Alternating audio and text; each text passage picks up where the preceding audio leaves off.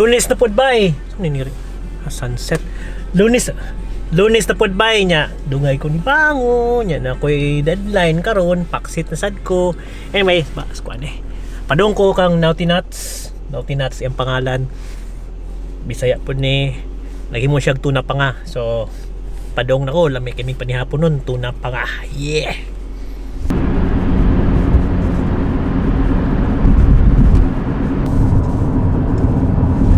Sunset over there, man. So bay, kika na ko ila ka Naughty Nuts, nagpalit kog kanang kuan, kanang sinugba nga panga. Nya dara ang panga. Humot kay bay, humot kayo sa inyo lahan ako mukaon karon pero mo drive pa ko pauli na pa ko hapiton. Nipalit kog kanang kuan, wala man focus. Nipalit pa kog kanang sa to gani kanang sige kana na budbud sa kaila ka Christian. Sumad ko kaila ka Christian karon.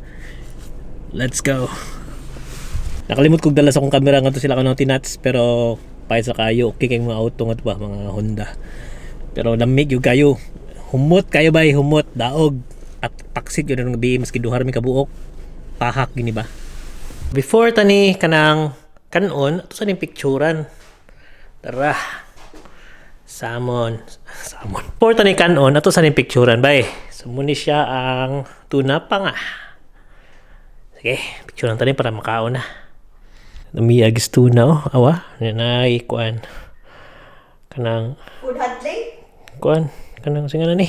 Kalimutos pangan, kanang budbud. Nay budbud, budbud niya. Tuna pa nga, tara. So, sige pangutan na diya, mga una ta.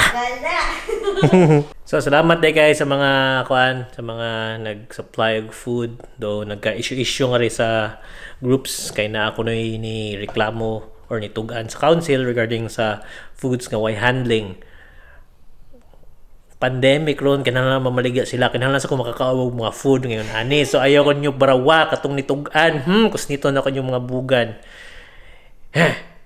Sige. Muna siya sa to all the students out there nga kanang nag-make of initiative nga maglutog pagkaon. PM is the key. PM is the key. Padayon. Let's go. And ayun lang takon yung hiluigon sa ha. Pero I trust you guys. Let's do this. And yeah.